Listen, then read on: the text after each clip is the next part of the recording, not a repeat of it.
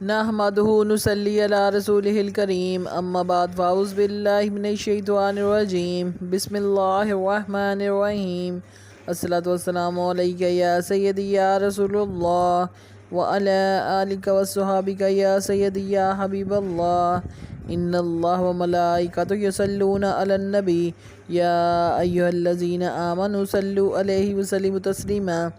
میرے اسلامی بہنوں اور بھائیو، السلام علیکم ورحمۃ اللہ وبرکاتہ۔ میں آپ کی بہن یوٹیوب چینل سے بات کر رہی ہوں۔ آپ سب کیسے ہیں؟ میری رب کریم سے التجا ہے کہ وہ شہدائے کربلا کے صدقے ہمارے گھروں میں خیر و برکت عطا فرمائے، مجھ سمیت کل بیماروں کو شفا دے، بے اولادوں کو صاحب اولاد کرے، بے زروں کو زر دے، بے گھروں کو گھر دے، پریشان حالوں کی پریشانیاں دور فرمائے اور ہم سب کی نیک دلی حاجات کو قبول و منظور فرمائے، آمین۔ میری آج کی اسلامی ویڈیو کا موضوع ہے اسیران آل محمد صلی اللہ علیہ وسلم کا دربار ابن زیاد میں ورود۔ کیسی ہوش ربا اور قیامت خیز گھڑی تھی جس وقت سید الانبیاء اور سید الاوصیاء کی بہو بیٹیاں اور نواسیاں بحالت قید و بند اور پابند رسن کر کے اپنے فاسق فاجر شراب خور سردار کے دربار میں لائی جا رہی تھیں۔ وہ دربار شاہانہ ٹھاٹ باٹ کے اظہار کے لیے ہر قسم کی ذبائش و آرائش سے آراستہ کیا گیا تھا۔ کوفہ کے تمام از دل اوباش لوگ تماشا بینی کے لیے اس میں موجود تھے اور سپاہیوں اور پہرہ داروں کو اسلحہ جنگ اور لباس فاخرہ سے نوازا گیا تھا۔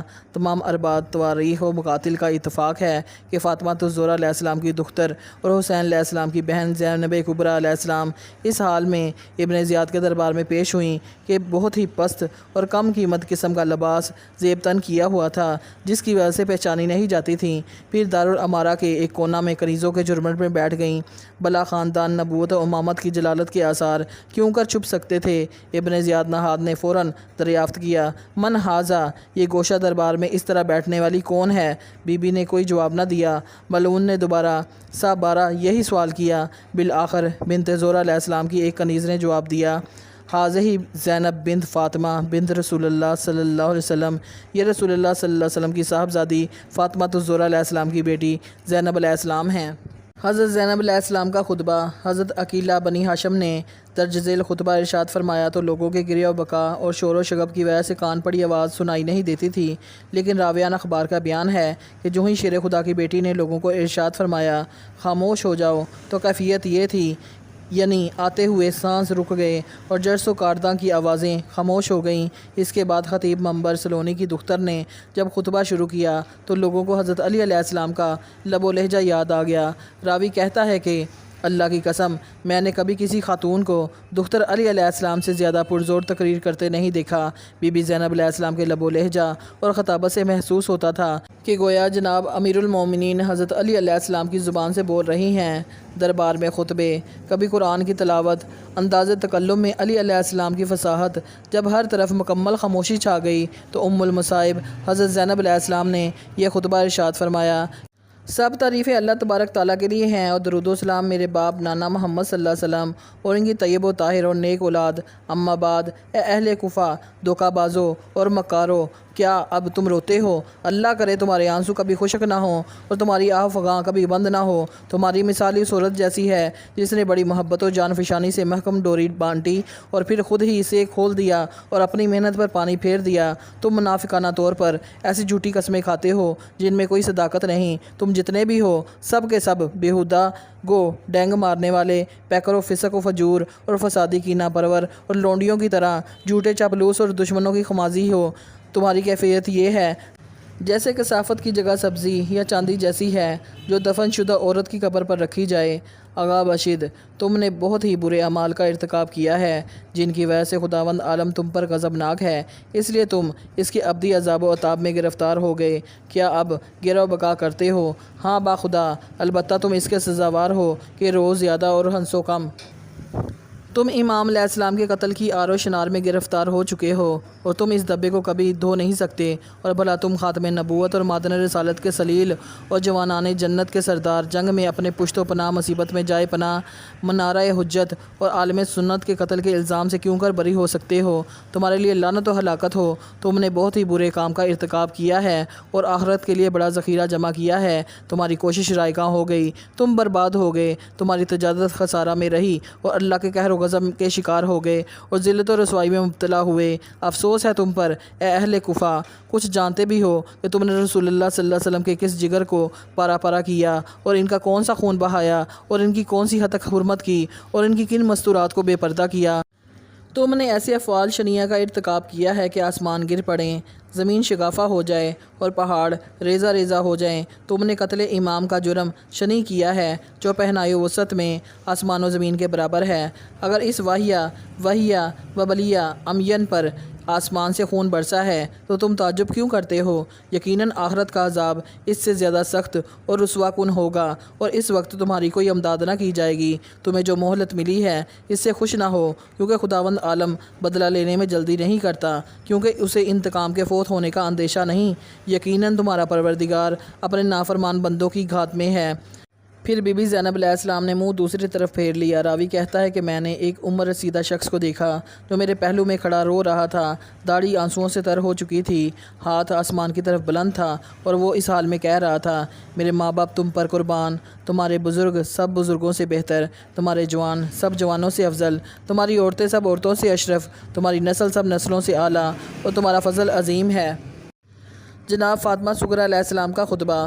مخدومی و کنین کے بعد جناب فاطمہ بنت حسین علیہ السلام نے غم و الم میں ڈوبا ہوا یہ خطبہ دیا، جسے زید بن موسیٰ نے اپنے آباء و اجداد کے سلسلہ سند سے روایت کیا ہے کہ حمد پروردگار و ثناء پیغمبر صلی اللہ علیہ وسلم و ائمہ طہار پر مشتمل تمہیدی خطبہ کے بعد فرمایا، اے اہل کوفہ، اے اہل غدر، مکر و تکبر، اللہ نے ہمارا تمہارے ذریعے سے امتحان لیا ہے، پھر ہماری آزمائش کو اچھا بنایا ہے اور ہمیں اپنے علم و فہم اور حکمت کا گنجینہ قرار دیا ہے اور ہمیں زمین میں اپنے بندوں پر اپنی حجت قرار دیا ہے۔ خداوند عالم نے ہمیں اپنی مخصوص عزت و کرامت سے نوازا ہے اور ہمیں اپنے پیغمبر حضرت محمد مصطفیٰ صلی اللہ علیہ وسلم کی وجہ سے اپنی تمام مخلوق پر فضیلت دی ہے، مگر تم نے ہماری تکذیب کی اور ہمارے احسانات کا انکار کیا اور ہمارے ساتھ قتل و قتال کرنے اور ہمارے مال و منال کے لوٹنے کو جائز سمجھا، گویا کہ ہم معاذ اللہ ترک و کامل کے غیر مسلمان لوگ ہیں۔ تم نے کل ماضی قریب میں سابقہ کینوں کی بنا پر جد امجد کو شہید کیا، تمہاری تلواروں سے اب بھی ہمارا خون بہہ رہا ہے، مگر ایسے سنگین جرائم کے باوجود تمہارے دل شاد، کام اور آنکھیں روشن ہیں۔ یہ سب کچھ تم نے اللہ پر افطرا پروازی اور مکر و فریب کا مظاہرہ کرتے ہوئے کیا ہے۔ اللہ تمہیں تمہارے مکر و فریب کی ضرور سزا دے گا۔ تم نے جو ہمارے خون بہائے ہیں اور مال و اسباب لوٹے ہیں، اس سے تم خوش و خرم نہ ہو، کیونکہ ہم پر جو سخت مصائب علام نازل ہوئے ہیں وہ خلقت سے پہلے کتاب میں لکھے ہوئے تھے، اور یہ بات اللہ پر آسان ہے تاکہ دینوی مال کے ضیاع سے ملول نہ ہو اور اس کی فراوانی پر مسرور و شاد کام نہ ہو۔ اللہ تکبر اور فخر کرنے والوں کو دوست نہیں رکھتا۔ اے اہل کوفہ، تمہارے لیے ہلاکت ہو اور لعنت و عذاب کا انتظار کرو، گویا کہ تم پر نازل ہو گیا ہے اور تم پر آسمان سے مسلسل لعنتیں نازل ہو رہی ہیں جو تمہیں نیست و نابود کر کے رکھ دیں گی، اور اللہ ایک دوسرے کے ہاتھوں تم سے انتقام لے گا۔ تم نے جو ہم پر ظلم و ستم کیا ہے اس کی پاداش میں ہمیشہ عذاب جہنم میں مبتلا رہو گے۔ ظالموں پر اللہ کی لعنت ہو، وائے ہو تم پر اے اہل کوفہ، کیا تمہیں معلوم ہے کہ تم نے کس ہاتھ سے ہم پر ظلم و زیادتی کی ہے اور کس نفس کے ساتھ ہم سے جدال و قتال کیا ہے اور کن پاؤں سے چل کر ہم سے لڑنے کے لیے آئے ہو؟ اللہ کی قسم تمہارے دل سخت اور جگر درشت ہو گئے ہیں اور تمہارے دلوں، کانوں اور آنکھوں پر مہریں لگ چکی ہیں۔ شیطان نے تمہیں فریب دیا ہے اور تمہاری آنکھوں پر پردہ ڈال دیا ہے، اس لیے تم ہدایت حاصل نہیں کر سکتے۔ اے اہل کوفہ، ہلاکت ہو تمہارے لیے، تم نے جناب رسول خدا صلی اللہ علیہ وسلم سے کون سا بدلہ اور انتقام لینا تھا کہ ان کے بھائی اور میرے جد علی بن ابی طالب علیہ السلام اور ان کی اطرت طاہرہ کے ساتھ تم نے غرور و مکر کیا۔ چنانچہ تمہارے بعض فخر کرنے والوں نے کہا، ہم نے علی اور اولاد علی کو ہندی تلواروں اور نیزوں کے ساتھ قتل کیا ہے اور ان کی مستورات کو ترک و دیلم کی باندیوں کی طرح قید کیا ہے اور ان کو خوب لتاڑا ہے۔ اے قاتل، تیرے منہ میں خاک و پتھر، تو اس گروہ کے قتل پر فخر و مباحات کر رہا ہے جن کو خداوند عالم نے طہارت و پاکیزگی عطا فرمائی ہے اور ان سے ہر قسم کے ریس و ناپاکی کو دور رکھا ہے۔ اپنے غصے کو پی اور اپنے باپ کو مانند کتے کی طرح پیٹ، ہر آدمی کو وہی کچھ ملے گا جو کچھ اس نے آگے بھیجا ہوگا۔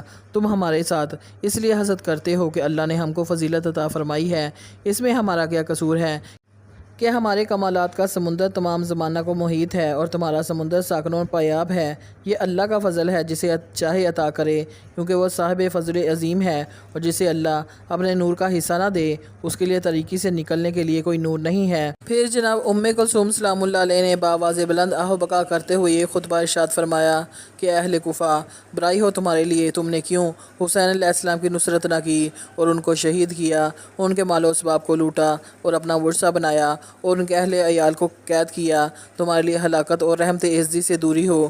وائے بحال شمع، کیا کچھ معلوم بھی ہے کہ تم کن مصائب میں مبتلا ہوئے اور کیا بوجھ اپنی پشتوں پر اٹھایا اور کیسے خون تم نے بہائے اور کن اہل حرم کو تکلیفیں پہنچائیں اور کن لڑکیوں کو لوٹا اور کن اموال پر ناجائز قبضہ کیا۔ تم نے ایسے شخص حضرت امام حسین علیہ السلام کو شہید کیا جو پیغمبر اکرم صلی اللہ علیہ وسلم کے بعد تمام لوگوں سے افضل تھا۔ رحم تمہارے دلوں سے اٹھا لیا گیا۔ یقیناً اللہ کا گروہ ہی کامران ہوتا ہے اور شیطانی گروہ خائب و خاسر ہوتا ہے۔ پھر حزن و ملال میں ڈوبے ہوئے یہ اشعار پڑے۔ وائے ہو تم پر، تم نے بلا قصور میرے بھائی کو شہید کیا، اس کی سزا تمہیں جہنم کی بھڑکتی ہوئی آگ میں دی جائے۔ تم نے ایسے خون بہائے جن کے بہانے کو اللہ، قرآن اور رسول اللہ صلی اللہ علیہ وسلم نے حرام قرار دیا تھا۔ تمہیں آتش کی بشارت ہو جس میں ابد الاباد تک معذوب رہو گے۔ میں اپنے بھائی پر جو بعد از رسول اللہ صلی اللہ علیہ وسلم سب لوگوں سے افضل تھا زندگی بھر روتی رہوں گی اور کبھی ناخوشک ہونے والی سیل اشک بہاتی رہوں گی۔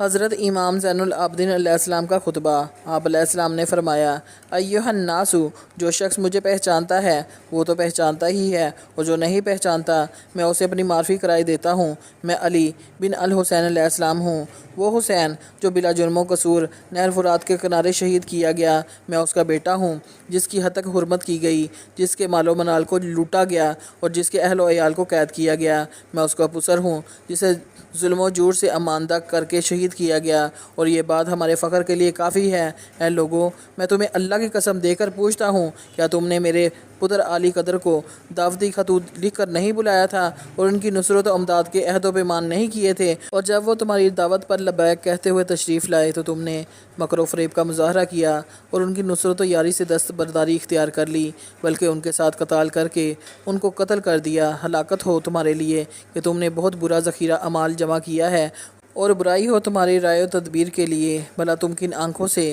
اس وقت جناب رسول اللہ صلی اللہ علیہ وسلم کی طرف دیکھو گے جب وہ تم سے فرمائیں گے کہ تم نے میری اطرت اہل بیت کو قتل کیا اور میری حد تک حرمت کی، اس لیے تم میری امت سے نہیں ہو؟ راویان اخبار کا بیان ہے کہ جب امام کا کلام غم القیام یہاں تک پہنچا تو ہر طرف سے لوگوں کے رونے اور چیخو پکار کی بلند آوازیں آئیں اور ایک دوسرے کو کہنا شروع کیا، اہلکتم وما تعلمون، یعنی تم بے علمی میں ہلاک و برباد ہو گئے۔ امام نے پھر سلسلہ کلام شروع کرتے ہوئے فرمایا، یعنی اللہ اس بندے پر رحم کرے جو میری نصیحت کو قبول کرے اور میری وصیت کو اللہ اور رسول اللہ صلی اللہ علیہ وسلم اور اہل بیت رسول اللہ صلی اللہ علیہ وسلم کے بارے میں یاد رکھے، کیونکہ ہمارے لیے رسول اللہ صلی اللہ علیہ وسلم کی ذات اعلیٰ نمونہ موجود ہے۔ سب حاضرین نے یک زبان ہو کر کہا، یا ابن رسول اللہ صلی اللہ علیہ وسلم، ہم سب آپ کے مطیع و فرما بردار ہیں، آپ جو حکم دیں ضرور اس کی تکمیل کی جائے گی، ہم آپ کے دوستوں کے دوست اور دشمنوں کے دشمن ہیں۔ امام نے ان کا یہ کلام فریب انضمام سن کر فرمایا، اے گروہ مکارہ عیارہ، اب تمہاری یہ خواہش پوری نہیں ہو سکتی۔ اب تم چاہتے ہو کہ میرے ساتھ بھی وہی سلوک کرو جو اس سے پہلے میراب وجد کے ساتھ کر چکے ہو۔ حاشا وکلا، ایسا ہرگز نہیں ہو سکتا۔ باخدا، ابھی تک تو سابقہ زخم بھی مندمل نہیں ہوئے۔